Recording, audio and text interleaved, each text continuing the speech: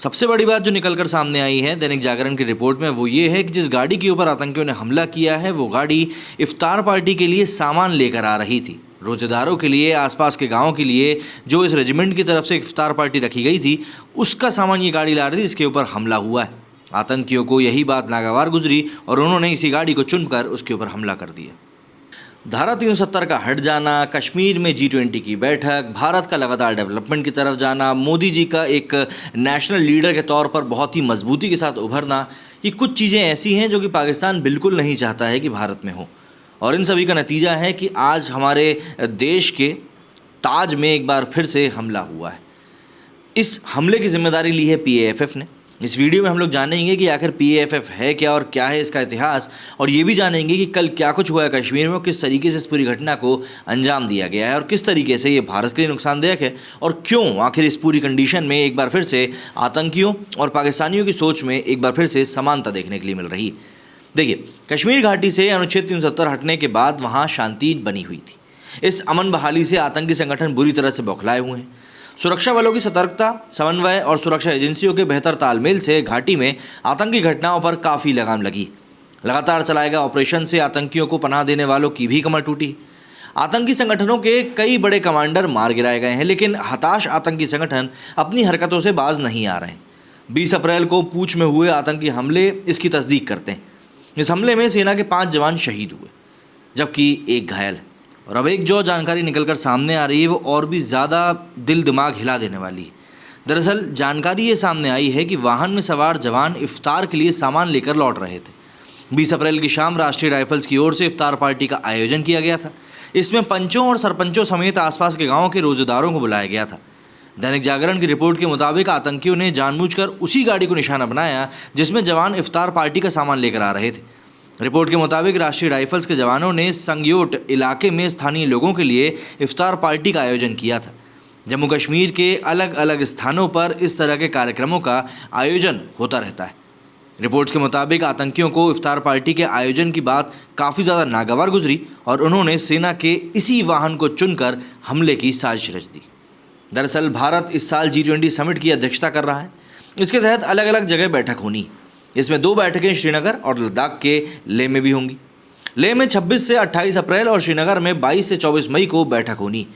इस बैठक से पहले हमला करके आतंकी संगठन संदेश देना चाहते हैं कि कश्मीर में हालात सामान्य नहीं है। इन दोनों बैठकों को लेकर पाकिस्तान आपत्ति भी जता चुका है। हालांकि भारत ने पाकिस्तान की आपत्ति को ये कहते हुए खारिज कर दिया था कि जम्मू कश्मीर और लेह भारत का अभिन्न और अटूट हिस्सा है। यहाँ गौर करने वाली बात यह है कि आतंकियों की साजिश और पाकिस्तान की आपत्ति में काफ़ी समानता है। हमले को अंजाम देकर आतंकी ये संदेश देना चाहते हैं कि कश्मीर घाटी में हालात सामान्य नहीं। ठीक कुछ ऐसा ही पाकिस्तान भी साबित करना चाहता है। उसका कहना है कि इन बैठकों के आयोजन से जम्मू कश्मीर की वास्तविकता नहीं छुप सकती। अहम बात यह है कि कश्मीर में मात खाने के बाद और घुसपैठ में कामयाब ना होने के बाद अब आतंकी जम्मू संभाग की सीमाओं से घुसपैठ कर केंद्र शासित प्रदेश को दहलाने की साजिश रच रहे हैं। गुरुवार को आतंकियों ने ऐसी ही साजिश को अंजाम दिया और हाईवे से गुजर रहे सेना के वाहन को निशाना बनाकर ग्रेनेड दागे और फायरिंग करी। इस हमले में राष्ट्रीय राइफल्स के 5 जवान शहीद हुए जबकि एक घायल हुआ। शहीद हुए जवानों में हवलदार मनदीप सिंह, सिपाही हरकिशन सिंह, लांस नायक कुलवंत सिंह और सिपाही सेवक सिंह पंजाब के रहने वाले थे, जबकि लांस नायक देवाशीष उड़ीसा के निवासी थे।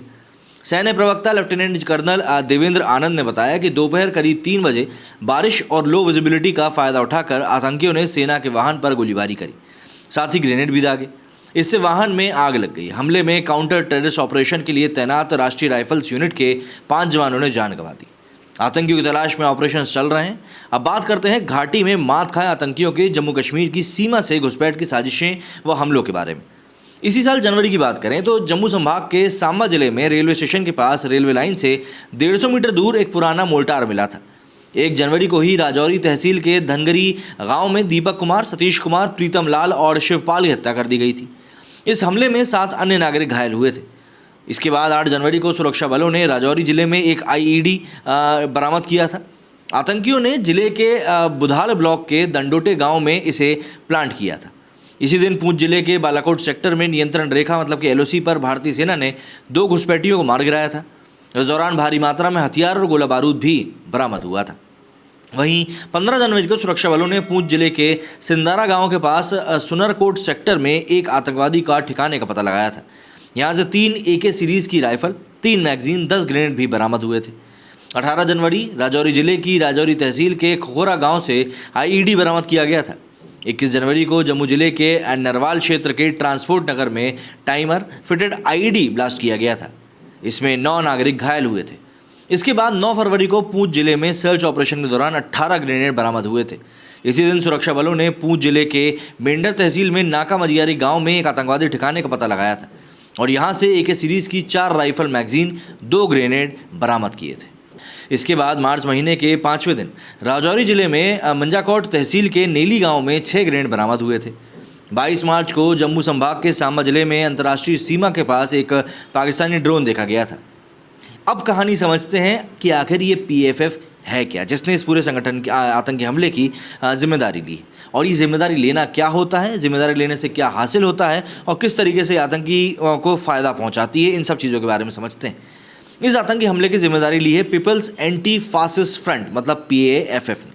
इसे पाकिस्तान के आतंकी संगठन जैश-ए-मोहम्मद का समर्थित संगठन बताया जा रहा है। PAFF जम्मू कश्मीर में एक्टिव आतंकी संगठन है। पीपल्स एंटी फासिस्ट फ्रंट 2019 में जैश के प्रॉक्सी आउटफिट के तौर पर उभरा था। तभी से ये देश भर में, विशेष रूप से जम्मू कश्मीर में आतंकी हमलों को लगातार अंजाम देता आ रहा है। ये पाकिस्तान के आतंकी संगठन जैश-ए-मोहम्मद से भी जुड़ा हुआ है। ये संगठन पहली बार 2019 में ही जम्मू कश्मीर से आर्टिकल 370 हटने के बाद सामने चर्चा में आया था। PAFF सरकार को समय समय पर अलग अलग धमकियां भी दे चुका है। साल 2020 में संगठन ने वीडियो जारी कर कश्मीर में इजराइल की ओर से 2 सेंटर ऑफ एक्सीलेंस स्थापित किए जाने पर धमकी दी थी। जम्मू कश्मीर में मई महीने में G20 की बैठक होने वाली है। PAFF इसे लेकर आग बबूला था और वो बैठक को लेकर चेतावनी जारी भी कर चुका था। PAFF ने जम्मू कश्मीर में पहले भी कई हमलों को अंजाम दिया है। 3 जून 2021 को BJP नेता राकेश पंडित की हत्या में इसी संगठन का हाथ था। ये ऐसा मामला था जिससे ये संगठन सरकार के रडार पर आ गया था। इसके बाद 11 अगस्त 2021 को संगठन ने एक बार फिर राजौरी जिले में सेना पर हमला किया। ये आतंकी यही नहीं रुके। इसके ठीक 1 महीने बाद 11 अक्टूबर 2021 को मिंडार में पूंछ जिले में भारतीय जवानों पर हमला किया गया था, जिससे सेना के 9 जवान शहीद हो गए थे। इस हमले की जिम्मेवारी भी PAFF ने ली थी। 3 अक्टूबर 2022 को जम्मू कश्मीर के पुलिस महानिदेशक हेमंत लोहिया की उनके घर में घुसकर हत्या कर दी गई थी। यह हत्या ऐसे समय पर करी गई थी जब गृहमंत्री जम्मू कश्मीर के दौरे पर थे। केंद्रीय गृह मंत्रालय ने जम्मू कश्मीर में आतंकी हमलों में संलिप्तता के लिए इस साल जनवरी महीने में पीपल्स एंटी फासिस्ट फ्रंट पर बैन लगा दिया था। मंत्रालय ने अधिसूचना जारी करते हुए कहा था कि PAFF सुरक्षा बलों, नेताओं और जम्मू कश्मीर व अन्य राज्यों के नागरिकों के लिए लगातार खतरा बना हुआ है। ये अन्य संगठनों के साथ मिलकर जम्मू कश्मीर और देश के अन्य प्रमुख शहरों में आतंकी हमलों में शामिल रहा है। वहीं पिछले साल जुलाई में मानसून सत्र के दौरान लोकसभा में एक सवाल के जवाब में गृह राज्य मंत्री नित्यानंद राय ने कहा था कि 2019 के बाद आतंकी हमलों और गतिविधियों में कमी आई है। जम्मू और कश्मीर में 2018 में 417 आतंकी हमले हुए थे, जो कि 2021 में घटकर 229 हो गए।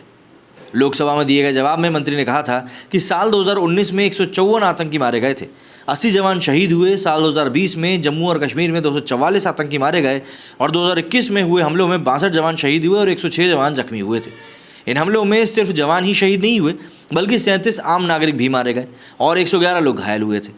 हमले के बाद आतंकी संगठन उसकी जिम्मेदारी भी लेते हैं। अब जिम्मेदारी लेने का एक खास तरीका होता है। ISIS की अपनी न्यूज़ एजेंसी है जिसका नाम है अमाक। इसमें ब्रेकिंग न्यूज़ से लेकर इस्लामिक कायदों की भी बात होती है। वीडियो और लिखित में भी खबरें आती हैं। हालांकि ये TV पर नहीं आता और हर कोई इसे देख भी नहीं सकता है, बल्कि इसके लिए संगठन ही परमिशन देता है।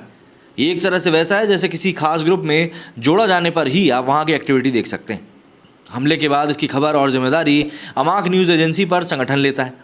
ये आतंकी संगठन है जिसका काम ही झूठ और कत्लेआम मचाना है। फिर हमले के बाद ये लोग सच क्यों बोलते हैं, इसकी भी वजह है। Foundation for defence of democracies के अनुसार टेररिस्ट ग्रुप्स के लिए ये वैसा ही है जैसे किसी कंपनी के लिए साल के आखिरी में अपना प्रॉफिट बताना। वे इसे अपनी उपलब्धि के तौर पर देखते हैं। अगर कोई समूह बताएगा कि उसने फलाने बड़े देश में बड़ा धमाका कर दिया तो बाकी जगहों पर उसका खौफ बढ़ जाएगा। सरकारें भी उसे डरेंगी और चाहेंगी कहीं ना कहीं उनसे नेगोशिएशन ही हो जाए। इससे उन्हें फ़ायदा भी ये भी होता है कि एक जैसी सोच वाले छोटे समूह भी उससे मिल जाते हैं। इससे ताकत और बढ़ती है। फंडिंग मिलने में भी इससे आसानी होती है। समान एजेंडा वाले ग्रुप जो बाहर से सफ़ेदपोश होते हैं वे ऐसे संगठनों को पैसे देते हैं। इससे ब्लैक मनी भी नहीं दिखती और काम भी बन जाता है। जैसे कि मान लीजिए कि इस्लामिक स्टेट को हथियार खरीदने या मिलिटेंट्स की ट्रेनिंग के लिए पैसा चाहिए, तो इसमें मदद तभी मिलेगी जब वे खुद को आतंक की दुनिया में स्थापित कर लें। ऐसा नहीं है कि इनको माफ़ी नहीं मांगनी पड़ती। अमेरिका में 9/11 के दौरान वर्ल्ड ट्रेड सेंटर में कई मुस्लिम भी मारे गए थे। इस पर एक पाकिस्तानी पत्रकार को इंटरव्यू देते हुए अलकायदा के उस समय के चीफ रहे ओसामा बिन लादेन ने कहा था कि अफसोस तो है, लेकिन इस्लामिक कानून के मुताबिक मुस्लिमों को काफिरों की ज़मीन पर ज़्यादा दिनों तक नहीं रहना चाहिए था। वे रहे, इसी की सज़ा भी उनको मिली। ये या तो किसी आतंकी संगठन की सोच से प्रेरित 1 या 2 व्यक्ति होते हैं, या फिर संगठन खुद ही अपने आप में होता है, लेकिन कुछ खास हालातों में वो जिम्मेदारी नहीं लेता। जैसा अगर मुस्लिम चरमपंथ संगठन है और हमले में उनका ही नुकसान हो जाए, तब वे लोगों के गुस्से से बचने के लिए चुप्पी साधे रहते हैं। कई बार उनको ये डर भी होता है कि उनके ही मिलिटेंट्स उनसे ही बगावत ना कर दें, तब भी नुकसान के बाद वे जिम्मेदारी लिए बिना बैठे रहते हैं। अब यहाँ पर सबसे अहम बात यही है कि अभी कल की खबर आई थी कि जो पाकिस्तान के फॉरेन मिनिस्टर हैं बिलावल भुट्टो, या जो भी कोई से मिनिस्टर हैं बिलावल भुट्टो, वो भी भारत अब आने वाले हैं। तो ऑब्वियस ही बात है, इन सब चीज़ों के बीच में कहीं ना कहीं पाकिस्तान अपना एक स्ट्रॉन्ग पॉइंट शो करना चाह रहा है कि देखिए कश्मीर में हालात अभी तक सामान्य नहीं है। आपका इस पूरे सिनेरियो के बारे में क्या कुछ कहना है, कमेंट करके ज़रूर बताइएगा। मेरी सुनिए फिलहाल नहीं, जय भारत।